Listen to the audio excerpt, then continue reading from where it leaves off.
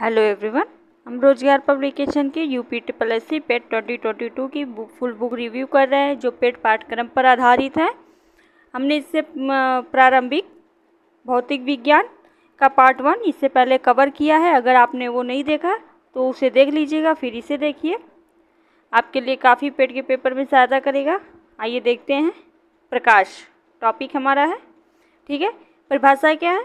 प्रकाश एक विद्युत चुंबकीय विकिरण है जिसकी तरंगदैर्घ्य दृश्य सीमा के भीतर होती है। प्रकाश का मूल कण फोटान होता है, ठीक है। तो प्रकाश का मूल कण या मूल इकाई क्या है? फोटान है, इंपॉर्टेंट है। प्रकाश की प्रवृत्ति दोहरी होती है। प्रकाश कण और तरंग दोनों प्रकार की होती है, ठीक है। प्रकाश की प्रकृति कण और तरंग दोनों रूपों में होती है। निर्वात में प्रकाश की चाल कितनी होती है? 3 × 10⁸ मीटर प्रति सेकेंड। ये इंपॉर्टेंट है, इसको याद रखना जरूरी है, पूछ लिया जाता है। किसी भी माध्यम में प्रकाश की चाल निर्वात से कम होती है, ठीक है। सबसे ज़्यादा प्रकाश की चाल किस में होती है? निर्वात में, फिर द्रव, फिर ठोस। आइए आगे देखते हैं। प्रकाश को सूर्य से पृथ्वी तक आने में 8 मिनट 19 सेकेंड का समय लगता है। चंद्रमा से परावर्तित होकर प्रकाश को आने में 1.28 सेकेंड का समय लगता है। आइए देख लेते हैं आगे। प्रकाश का सरलरेखीय गमन क्या होता है? समांग माध्यमों यानी घनत्व हर वाहक में बराबर हो में प्रकाश की किरणें सरल रेखाओं में चलती हैं, इसे प्रकाश का सरल रेखीय गमन कहते हैं। सूर्य छिद्र कैमरे में उल्टा चित्र बनना या विभिन्न प्रकार की छाया का बनना, सूर्य ग्रहण, चंद्र ग्रहण, ये किसका उदाहरण है? सरल रेखीय गमन का उदाहरण है। न्यूटन ने बताया है श्वेत प्रकाश सभी रंगों के प्रकाश से मिलकर बना है। श्वेत प्रकाश सभी रंगों से मिलकर बना है, किसने कहा है? न्यूटन ने बताया है। प्रकाश का तरंग सिद्धांत हाइजन ने दिया है। प्रकाश के व्यक्तिकरण का सिद्धांत थॉमस यंग ने दिया है। ये सभी इंपॉर्टेंट फैक्ट है, ठीक है। इसको याद करना, जो ऐसे ही सीधे सीधे वन लाइनर क्वेश्चन है, पूछ लिए जाते हैं। विद्युत चुंबकीय का गणितीय सिद्धांत मैक्सवेल ने दिया है। सतह के प्रकाश उत्सर्जन में ऊर्जा की छोटी मात्रा होती है। जब ऊर्जा की मात्रा एक निश्चित मात्रा में होती है तो उसे क्वांटम कहा जाता है। आइंस्टीन ने प्रकाश ऊर्जा के समीकरण बताए हैं, ठीक है। आइए देख लेते हैं क्या है। E = hv यानी v प्रकाश की आवृत्ति, h प्लांक नियतांक होते हैं, 6.62 × 10⁻⁻⁴ मीटर स्क्वायर, ठीक है, गुणे किलोग्राम प्रति सेकेंड दे रखा है। आइंस्टीन समीकरण क्या है? E = mc²। m कहाँ है? m क्या है? द्रव्यमान है। c प्रकाश का वेग 3 × 10⁸ मीटर प्रति सेकेंड होता है। आइए देखते हैं प्रकाश का परावर्तन क्या होता है। प्रकाश की चिकनी सतह से हटकर उसी माध्यम में वापस लौटने की प्रक्रिया क्या होती है? प्रकाश का परावर्तन कहलाती है। देखिए, परावर्तन के नियम होते हैं। आपतन कोण परावर्तन कोण के बराबर होता है। कोण I = कोण R, ठीक है। देखिए यहाँ पे जब चिकनी फर्श पे पड़ता है तो परावर्तन कोण है, ठीक है। ये आपतन कोण है, ये n अविलंब है। आइए आगे देखते हैं। आपतित किरण, परावर्तित किरण तथा अविलंब तीनों एक ही तल पे स्थित होते हैं। समतल दर्पण क्या होती है? समतल दर्पण की परावर्तन सतह समतल होती है। शीशे की एक और धातु की पतली परत का किरण क्षय को रोकने के लिए लेप किया जाता है, जो हुआ सदैव आभासी तथा सीधा होता है। समतल दर्पण क्या होता है? सदैव आभासी और सीधा होता है। शीशे के पीछे चांदी या पारे की परत परावर्तन सतह का कार्य करती है, यानी कि जो पीछे का लेप लगाया जाता है वो हमारा परावर्तन सतह का काम करता है। आकार वस्तु के बराबर बनता है समतल दर्पण का, ठीक है। समतल दर्पण के प्रतिबिंब बनते हैं उसकी स्थिति क्या होती है? तो समतल दर्पण में किसी वस्तु का प्रतिबिंब दर्पण के पीछे उतनी ही दूरी पर बनता है जितनी दूरी पर वस्तु दर्पण के आगे रखी होती है। इसमें क्या होता है? प्रतिबिंब काल्पनिक वस्तु के बराबर व पार्श्व उल्टा बनता है समतल दर्पण में। समतल दर्पण के उपयोग क्या होते हैं? समतल दर्पण के उपयोग बहुरूपदर्शी होते हैं, परिदर्शी होते हैं, आईना जैसे जो भी समतल दर्पण के रूप में आते हैं। बहुदर्शी रूप क्या होते हैं? इसमें समान लंबाई समान चौड़ाई के 3 आयताकार समतल दर्पण इस प्रकार लगे होते हैं कि 2 दर्पणों के परावर्तन तल तीसरे दर्पण की ओर रखे रहते हैं, ठीक है। वो बहुरूपदर्शी होते हैं।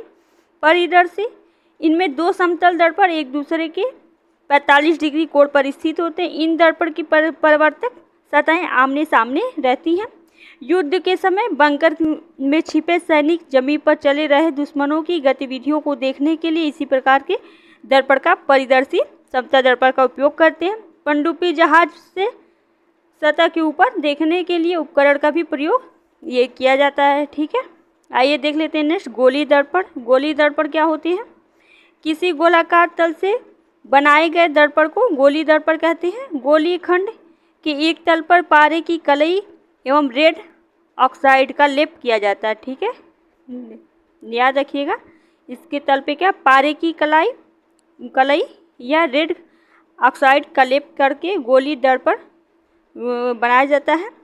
मुख्यतः गोली दर्पण दो प्रकार के होते हैं। पहला है उत्तल दर्पण, दूसरा अवतल दर्पण। ठीक है, यह पृष्ठ दर्पण की तरह ही काम करते हैं। आइए देख लेते हैं उत्तल दर्पण और अवतल दर्पण क्या होते हैं। जिस गोली दर्पण का परावर्तन सतह उभरा हुआ होता है उसे उत्तल दर्पण कहते हैं। उत्तल दर्पण अपसारी दर्पण भी कहा जाता है क्योंकि यह अनंत से आने वाली किरणों को फैलाता है। ठीक है, यह अनंत से आने वाली किरणों को फैला देता है। जो हमारे 4 व्हीलर्स होते हैं उसमें जो पीछे वाला बैक क्या कहते हैं शीशा लगा होता है, ठीक है, उसमें उत्तल दर्पण का ही प्रयोग किया जाता है। नेक्स्ट है अवतल दर्पण। जिस गोली दर्पण का परावर्तन तल धंसा रहता है उसे अवतल दर्पण कहते हैं। अवतल दर्पण को अभिसारी दर्पण भी कहा जाता है क्योंकि यह अनंत से आने वाली किरणों को सिकोड़ता है। जो क्या कहते हैं नाई वगैरह रहते हैं जो डॉक्टर्स रखते हैं वो अवतल दर्पण का ही प्रयोग करते हैं आँख नाक त्वचा आदि का इलाज के लिए जो देखते हैं। ठीक है, आइए आगे देखते हैं वक्रता केंद्र। वक्रता केंद्र क्या होता है? गोली दर्पण जिस गोले से काटा गया उसे केंद्र दर्पण का वक्रता केंद्र कहलाता है। ध्रुव दर्पण का मध्य बिंदु ध्रुव कहलाता है। प्रधान अक्ष रेखा दर्पण के वक्रता केंद्र व ध्रुव को मिलाने वाली रेखा दर्पण की प्रधान अक्ष रेखा कहलाती है। फोकस बिंदु वक्रता केंद्र और ध्रुव को मिलाने वाली सरल रेखा के मध्य बिंदु को दर्पण का फोकस कहते हैं। फोकस दूरी क्या होती है? ध्रुव एवं फोकस बिंदु के बीच की दूरी फोकस दूरी कहलाती है। उत्तल एवं अवतल दोनों ही दर्पण का फोकस का एक सूत्र है जो इम्पोर्टेंट है, हमेशा पूछ लिया जाता है। 1/u plus 1/v plus 1/u equal to 1/f। ठीक है, यहाँ पे u क्या है? u वस्तु की दर्पण से दूरी, v प्रतिबिंब की दर्पण से दूरी और f दर्पण की फोकस दूरी होती है। ठीक है, आइए आगे देखते हैं आवर्धन। आवर्धन क्या है? प्रतिबिंब की लंबाई वस्तु की लंबाई के अनुपात को आवर्धन कहते हैं। इसे m से प्रदर्शित करते हैं। समतल दर्पण की आवर्धन क्षमता +1 और फोकस दूरी अनंत होती है। ठीक है, समतल दर्पण की आवर्धन क्षमता क्या होती है? +1 होती है और फोकस दूरी इसकी अनंत होती है। ठीक है, m इक्वल टू सूत्र है प्रतिबिंब की लंबाई v अपान वस्तु की लंबाई u। ठीक है, आइए देखते हैं उत्तल दर्पण का उपयोग कहाँ पे होता है। उत्तल दर्पण का दृष्टि क्षेत्र बहुत अधिक होता है, अतः वाहन के पीछे का दृश्य देखने के लिए उत्तल दर्पण का प्रयोग किया जाता है। सड़क में लगे परावर्तन लैंपों में भी उत्तल दर्पण का ही प्रयोग किया जाता है। नेक्स्ट अवतल दर्पण का उपयोग। बड़ी फोकस दूरी वाला अवतल दर्पण दाढ़ी बनाने वाले के काम आता है। आँख कान नाक डॉक्टर के द्वारा उपयोग के लिए भी गाड़ी की हेडलाइट सर्च लाइट सेविंग दर्पण सोलर कुकर आदि में हम अवतल दर्पण का ही उपयोग करते हैं। उत्तल दर्पण से प्रतिबिंब बनते हैं। आइए देखते हैं क्या है। उत्तल दर्पण किसी वस्तु का प्रतिबिंब सदैव दर्पण के पीछे उसके ध्रुव एवं फोकस के बीच वस्तु से छोटा और सीधा आभासी बनता है। यदि किसी वस्तु की उत्तल दर्पण से दूरी बढ़ाई जाए तो दर्पण से बने आभासी एवं सीधे प्रतिबिंब का आकार छोटा होता है और उसकी स्थिति दर्पण के पीछे ध्रुव से फोकस की ओर खिसकती जाती है। पक्ष दृश्य दर्पण में उपयोग होता है। स्ट्रीट लैंप में भी उत्तल दर्पण इसका उपयोग होता है। ठीक है, ये देख लीजिए, ये अपनी वस्तु है। ठीक, ये आईना है। ठीक है, ये लैंप वाला ये हिस्सा हो गया। देखिए, अगर हम ये दूरी बढ़ाते हैं तो प्रतिबिंब दूर बनेगा। ठीक है, आइए आगे देखते हैं। अवतल दर्पण से बने प्रतिबिंब क्या है, यहाँ पे दे रखा है वस्तु की स्थिति, प्रतिबिंब की स्थिति, आकार और आकृति। ठीक है, देख लेते हैं। जब वस्तु अनंत पे होगी तो उसकी स्थिति फोकस पे होगी, प्रतिबिंब की स्थिति फोकस पे, और आकार बहुत छोटा होगा, आकृति उल्टा और वास्तविक बनेगा। वक्रता केंद्र व अनंत के वी पे होगा जब वस्तु की स्थिति, तो एफ व सी के मध्य ही उसका प्रतिबिंब बनेगा, आकार में छोटा, आकृति में उल्टा और वास्तविक बनेगा। वक्रता केंद्र पर जब वस्तु की स्थिति होगी तो इसका प्रतिबिंब वक्रता केंद्र के सी पर बनेगा, आकार समान आकार का होगा और उल्टा वास्तविक इसकी आकृति बनेगी। ठीक है, देख लीजिएगा। आगे देख लेते हैं। प्रकाश का अपवर्तन क्या है, जब प्रकाश किरणें एक पारदर्शी माध्यम से दूसरे पारदर्शी माध्यम में प्रवेश करती हैं तो किरण अपने मार्ग से विचलित हो जाती है। इस घटना को प्रकाश का अपवर्तन कहते हैं। जब प्रकाश किरणें विरल माध्यम से सघन माध्यम में प्रवेश करती हैं तो अभिलंब की ओर झुक जाती है। ठीक है, अभिलंब की तरफ झुक जाती हैं। ये देखिए उदाहरण नीचे दे रखा है। क्या है, जब प्रकाश किरणें सघन माध्यम से विरल माध्यम में प्रवेश करती हैं तो अभिलंब से दूर हट जाती हैं। ठीक है, जो किरणें अभिलंब के समांतर प्रवेश करती हैं उसे पथ में कोई परिवर्तन नहीं आता है। ठीक है, ये देख लीजिए बना हुआ है, अभिलंब है, आपतित कोण सघन माध्यम है। ठीक है, अपवर्तित किरणें देखिए जा रही हैं सरल और विरल माध्यम। ठीक है, ये सघन माध्यम से, तो देखिए ये। ठीक है, अब आइए नेक्स्ट आगे देखते हैं। प्रकाश का पूर्ण आंतरिक परावर्तन क्या है, जब कोई प्रकाश की किरण किसी सघन माध्यम से, ठीक है, सघन माध्यम से विरल माध्यम में प्रवेश करती है तो आपतन कोण अपवर्तन के कारण अपवर्तित किरण अभिलंब से दूर हट जाती है। ठीक है, देख लीजिए। आइए आगे देखते हैं। जैसे जैसे हम आपतन कोण का मान बढ़ाते जाते हैं विरल माध्यम में भी अपवर्तित किरण अभिलंब से दूर हटती जाती है, अर्थात अपवर्तन कोण का मान बढ़ जाता है। ठीक है, जब एक निश्चित आपतन कोण के लिए अपवर्तन कोण का मान 90 डिग्री हो तो आपतन कोण को क्रांतिक कोण कहा जाता है। ठीक है, mu equal to 1/sin c, जहाँ c एक क्रांतिक कोण है। ठीक है, अब यदि आप आपतन कोण को और बढ़ाएं तो किरणें का अपवर्तन न होकर परावर्तन हो जाता है। यह घटना पूर्ण आंतरिक परावर्तन कहलाती है। ठीक है, देख लीजिएगा आप पूर्ण आंतरिक परावर्तन कहाँ पे होता है, ये क्वेश्चन पूछा जाता है। ठीक है, वन लाइनर फैक्ट के रूप में। हीरा अत्यधिक चमकीला होता है तो हीरे में पूर्ण आंतरिक परिवर्तन होता है। रेगिस्तान में मरीचिका का दिखाई देना भी पूर्ण आंतरिक परिवर्तन है। कांच का चटका हुआ भाग जब गीला, यानी अगर कांच का कहीं बीच में एक थोड़ा सा जब भी उस पर चटक जाता है कांच, देखिए बहुत तेज़ी से चमकता है, तो वो भी पूर्ण आंतरिक परिवर्तन के कारण ही चमकने लगता है। पानी में पड़ी हुई परखनली चमकीली दिखाई देती है। प्रकाशित तंतु पूर्ण आंतरिक परावर्तन का सिद्धांत पे काम करता है। ठीक है, पानी में हवा से भरे बुलबुले चमकते हैं, कालिख से पोते हुए गोले चमकते हैं, तो ये सभी पूर्ण आंतरिक परावर्तन के कारण ही होता है। ठीक है, प्रकाशित तंतु के उपयोग हैं, आइए देख लेते हैं। विद्युत संकेत को प्रकाश संकेत में बदलकर प्रेषित करना तथा विग्रहण करने में होता है। प्रकाशित तंतु का उपयोग शरीर के अंदर लेजर किरणों को भेजने में, प्रकाश संकेत से दूर संचार में, मनुष्य के शरीर के आंतरिक भागों का परीक्षण करने में भी प्रकाशित तंतु का ही प्रयोग किया जाता है। इंडोस्कोप क्या होते हैं, मनुष्य के शरीर के आंतरिक भागों के निरीक्षण के लिए प्रयुक्त यंत्र को इंडोस्कोप कहा जाता है। नेक्स्ट है ऑटोस्कोप, ऑटोस्कोप कान के आंतरिक भाग का निरीक्षण करने के लिए ऑटोस्कोप या ऑटोस्कोप का प्रयोग करते हैं। स्टेथोस्कोप क्या होते हैं, पेट के निरीक्षण के लिए स्टेथोस्कोप, ब्रोंकोस्कोप गले व फेफड़े का निरीक्षण करने के लिए ब्रोंकोस्कोप का प्रयोग करते हैं। ये इंपॉर्टेंट फैक्ट है। ठीक है, वन लाइनर में पूछ देता है, याद रखिएगा इसे। आइए आगे का भाग देखते हैं। लेंस के द्वारा प्रकाश का अपवर्तन। ठीक है, यह आपने 10th में पढ़ा ही होगा।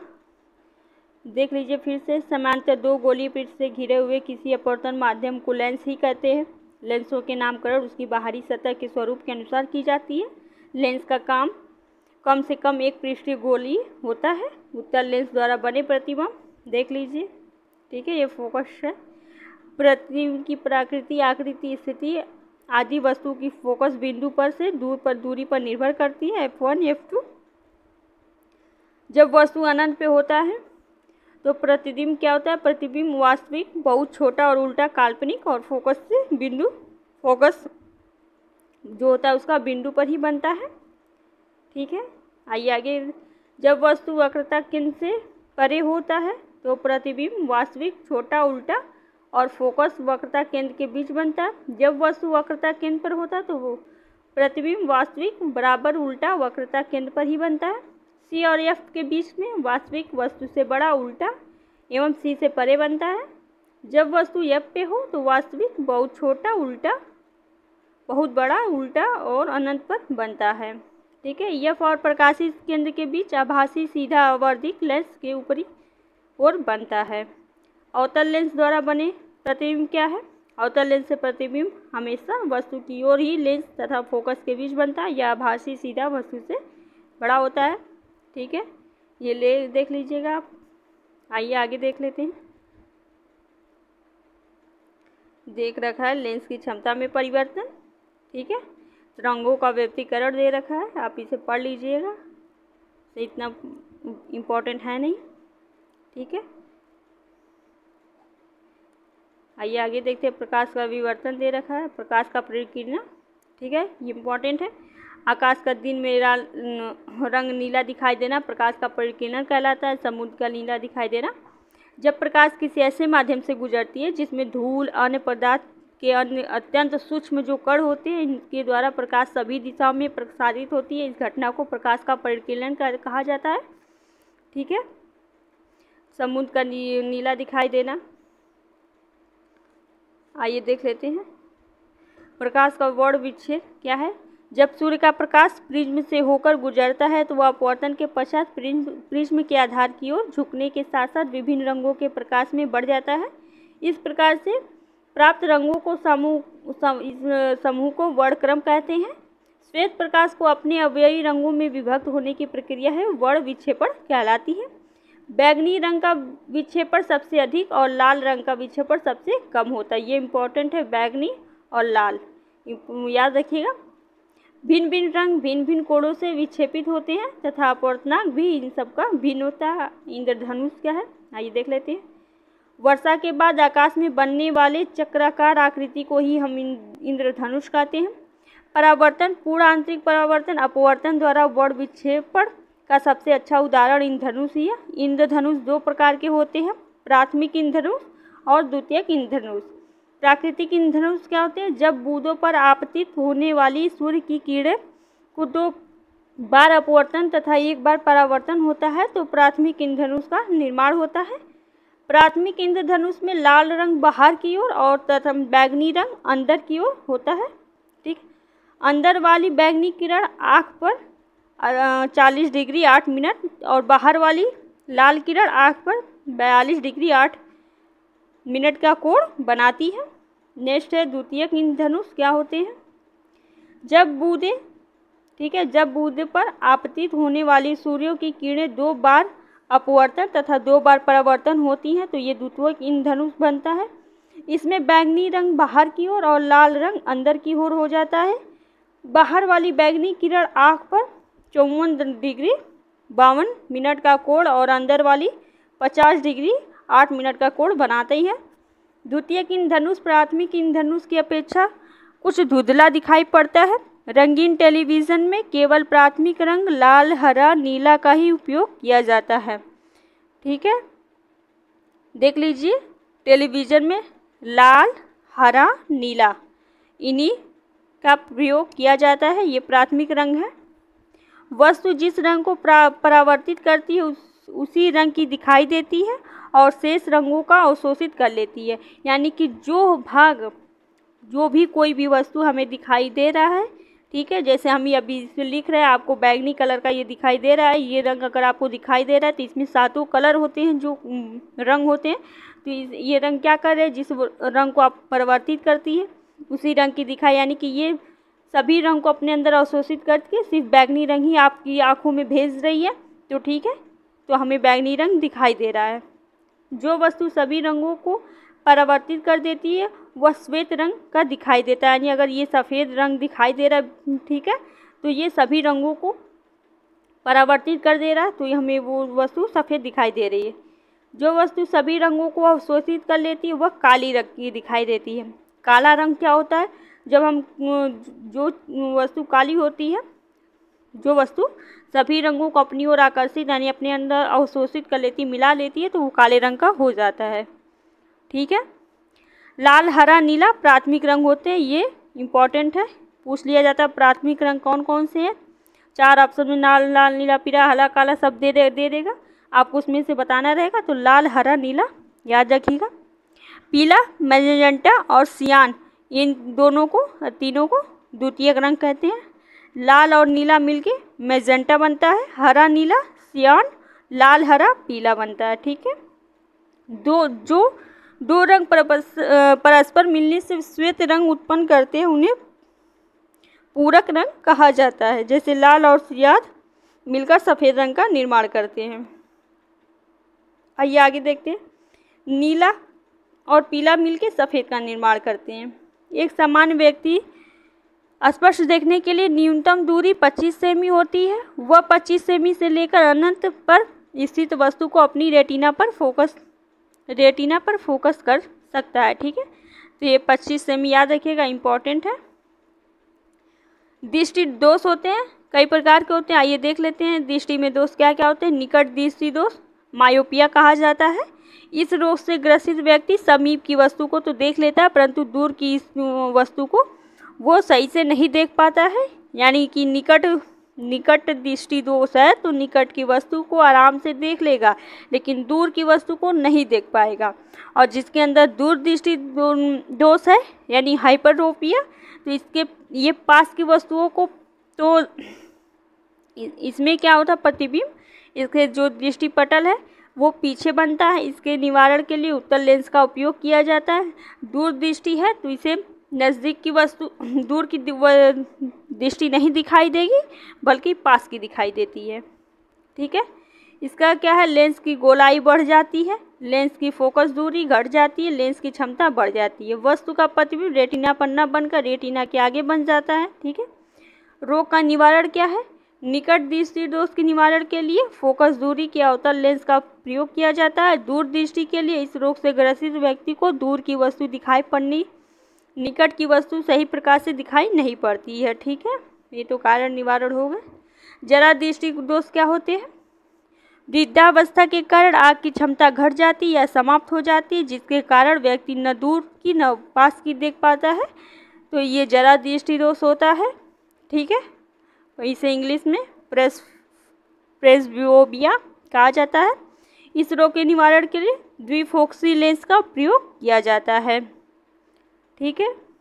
नेक्स्ट है अबिंदुता। अबिंदुता क्या होता है, यह दोष नेत्र लेंस के क्षैतिज से ऊर्ध्वाधर वक्रता में अंतर आ जाने के कारण उत्पन्न होता है। इसमें नेत्र क्षैतिज दिशा में तो ठीक देख पाती है परंतु ऊर्ध्वाधर दिशा में नहीं देख पाती। फिर नेत्र ऊर्ध्वाधर दिशा में तो ठीक देख पाता है परंतु क्षैतिज दिशा में नहीं देख पाता। इसके निवारण के लिए बेलनाकार लेंस का प्रयोग किया जाता है। नेक्स्ट है वरानता। कुछ व्यक्तियों में सभी रंग को देखने की क्षमता नहीं होती, इसे वरानता कहते हैं। इस रोग से ग्रसित व्यक्तियों को हरे लाल रंग की पहचान नहीं हो पाती है। दृष्टि निबंध क्या होते हैं, किसी वस्तु का प्रतिबिंब रेटिना पर 1/10 सेकेंड तक रहता है, अतः यदि वस्तु को आँख के सामने से हटा दिया जाए तो वस्तु 1/10 सेकेंड तक दिखाई देती है। दृष्टि का यह विशेष गुण दृष्टि निबंधता कहलाता है। ठीक है। सरल सूक्ष्मदर्शी, यह एक कम फोकस का उत्तल लेंस होता है। इसके मुख्य फोकस के अंदर रखी वस्तु का प्रतिबिंब सीधा, काल्पनिक और वस्तु से बड़ा होता है। ठीक है, देख लीजिए। ये रहा आवर्धन क्षमता बीटा बाई अल्फा, सभी देख लीजिएगा, ठीक है, इम्पोर्टेंट है, पढ़ लीजिएगा। विद्युत क्षेत्र, आइए देख लेते हैं विद्युत क्षेत्र क्या होते हैं। जब किसी जगह पर आवेशित वस्तु लाई जाती है तो उसका प्रभाव चारों ओर पड़ता है, इसी क्षेत्र को विद्युत क्षेत्र कहते हैं। विद्युत क्या है? एक सदिश राशि है। जिन पदार्थों से विद्युत आवेश का प्रवाह होता है वो चालक कहलाते हैं। चांदी विद्युत का सबसे अच्छा चालक होता है, ठीक है। जिन पदार्थों से आवेश का प्रवाह नहीं होता उसे कुचालक या अचालक कहते हैं, जैसे लकड़ी। जो पदार्थ चालक और कुचालक के बीच के होते हैं उसे अर्धचालक कहते हैं, जैसे सिलिकॉन, जर्मेनियम, कार्बन, ये अर्धचालक है। ताप बढ़ने पर चालकों में प्रतिरोध बढ़ता है तथा चालकता घट जाती है। अर्धचालकों में ताप बढ़ाने पर चालकता बढ़ती है और ताप घटने पर घटती है। परम शून्य ताप पर अर्धचालक कुचालक की भांति व्यवहार करने लगता है। अर्धचालक में अशुद्धियाँ मिलाने पर चालकता बढ़ती है। चालक पदार्थ मुक्त इलेक्ट्रॉन होते हैं जिसमें विद्युत का संचालन आसानी से हो जाता है। और कुचालक में मुक्त इलेक्ट्रॉन अनुपस्थित यानी मुक्त इलेक्ट्रॉन नहीं होते हैं, इसके कारण विद्युत का संचालन नहीं होता है, ठीक है। अर्धचालक में सामान्य अवस्था में विद्युत का संचालन नहीं होता, किंतु उच्च ताप अशुद्धि मिलाने के कारण इसमें विद्युत का संचालन होने लगता है, ठीक है। आइए नेक्स्ट देखते हैं आवेश का पृष्ठ घनत्व। चालक के इकाई क्षेत्र पर स्थित आवेश की मात्रा को उसका आवेश का पृष्ठ घनत्व कहते हैं। घनत्व इक्वल टू आवेश अपॉन क्षेत्रफल, ठीक है।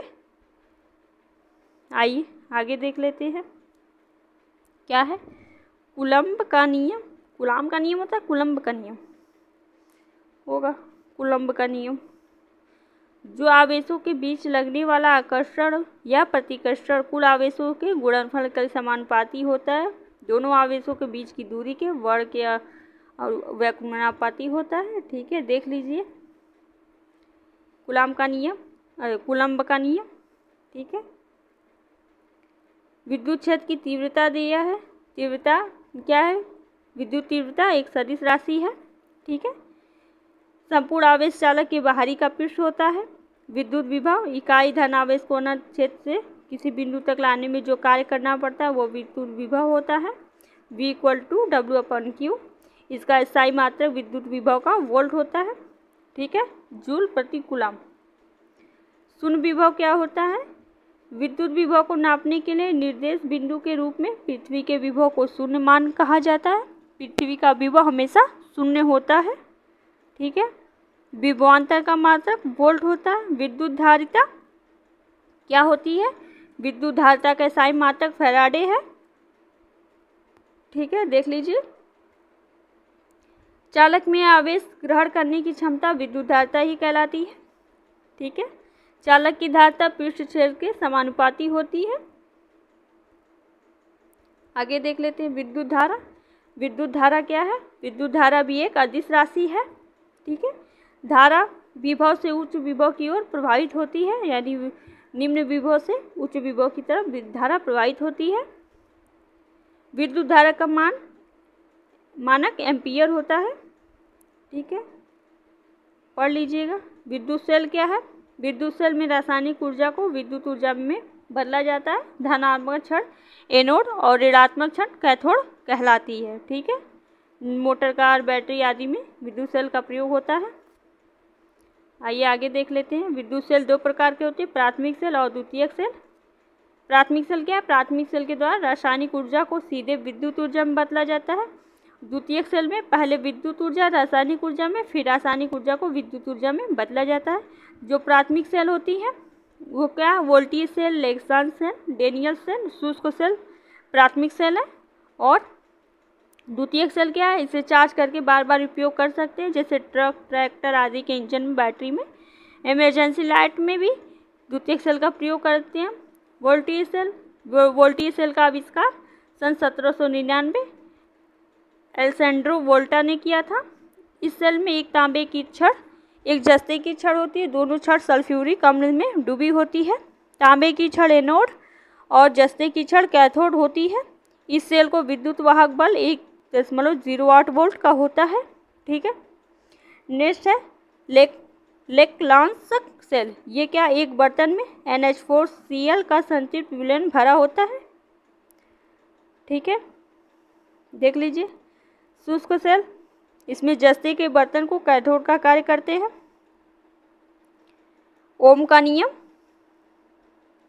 ओम का नियम क्या है, धारा एवं विभवांतर के बीच के संबंध को खोज जर्मनी के जॉर्ज साइमन ओम के द्वारा किया गया था, जिसे ओम का नियम कहते हैं। स्थिर ताप पर किसी चालक में प्रवाहित होने वाला धारा चालक के सिरों के बीच विभवांतर के समानुपाती होता है। ठीक है, ओम के नियम क्या है, V = IR, जहाँ I क्या है, धारा प्रवाहित हो, R चालक का प्रतिरोध है, V विभवांतर है। प्रतिरोध क्या होते हैं, किसी चालक का वह गुण जिसमें प्रवाहित होने वाली धारा विरोध करे तो वही क्या है, प्रतिरोध कहलाता है। ठीक है, प्रतिरोध का मात्रक ओम होता है, SI मात्रक, और संकेत इसका U देखिए यहाँ बना हुआ है। ठीक है, देख लीजिए। नेक्स्ट है ओमीय प्रतिरोध। ओमीय प्रतिरोध क्या है, जो चालक ओम के नियम का पालन करते हैं उसे ओमीय चालक कहते हैं, जैसे मैंगनीज का तार, तांबे का तार, एल्युमिनियम का तार ओमीय प्रतिरोध है। अनोमीय चालक डायोड वाल्व, ट्रायोड वाल्व, जो चालक के नियमों का पालन नहीं करते वही अनोमीय है। विशिष्ट प्रतिरोध क्या है, किसी चालक का प्रतिरोध उसके लंबाई के समानुपाती उसके अनुप्रस्थ काट के क्षेत्रफल के व्युत्क्रमानुपाती होता है। ठीक है, वही विशिष्ट प्रतिरोध है, देख लीजिए। ठीक है, ये सभी हैं। हमसे ज़्यादातर क्वेश्चन उसके एग्जाम्पल से पूछ लिए जाते हैं, इतना अंदर नहीं जाते हैं। ट्रांसफार्मर देख लीजिए। ट्रांसफार्मर क्या है, यह एक ऐसा उपकरण है जिसमें बिना विद्युत शक्ति नष्ट किए प्रत्यावर्ती धारा विद्युत वाहक बल मान बढ़ाया या घटाया जाता है। ठीक है, डायनमो यानी AC जनरेटर। माइक्रोफोन क्या होता है, इसकी सहायता से ध्वनि ऊर्जा को विद्युत ऊर्जा में बदला जाता है। माइक्रोफोन कहलाता है विद्युत मोटर। विद्युत धारा के कारण उत्पन्न चुंबकीय क्षेत्र चालक में गति की जा सकती है। ठीक है, देख लीजिएगा। और चालक दे रखा है, परम सूत्र ताप पर अपने संयोजक बैंड की पूरी तरह से भरा हुआ चालक बैंड पूर्णतः खाली हो 0 के ताप पर, और चालक कुचालक के समान व्यवहार करता है, और चालक की चालकता ताप बढ़ने पर बढ़ती है। ठीक है, देख लीजिएगा। ठीक है, सभी दे रखे हैं, पढ़ना होगा तो आप वीडियो को पॉज करके इन सभी को पढ़ लीजिए अच्छे से। ठीक है, इसके प्रयोग क्या है, कंप्यूटर रैप में, कंप्यूटर कार्ड को पढ़ने में, प्रकाश के चलित में, फिल्म की ध्वनि में, इन सब का प्रयोग किया जाता है। लाइट LED का full form light emitted diode होता है। ठीक है, PN संधि डायोड को फॉरवर्ड बेस पे प्रकाश को उत्सर्जित करने के लिए LED का ही प्रयोग करते हैं। LED के प्रयोग क्या है, डिजिटल घड़ियों में इसका प्रयोग होता है, पायलट लैंप के रूप में, प्रकाशीय संचालन में, कैलकुलेटर, टेलीफोन में प्रयोग किया जाता है। ठीक है, सोलर सेल है। आइए नेक्स्ट देख लेते हैं। ट्रांजिस्टर की खोज बॉर्डिन, ब्रेटन व सोखले 1948 में की गई थी। ठीक है, यह ट्रांजिस्टर सिलिकॉन और जर्मेनियम के अर्धचालक में एकल क्रिस्टल से होता है। ठीक है, आइए देख लीजिए। उत्सर्जन, संग्राहक, जेनर डायोड, गति, प्रक्षेप्य गति। ठीक है, फिर है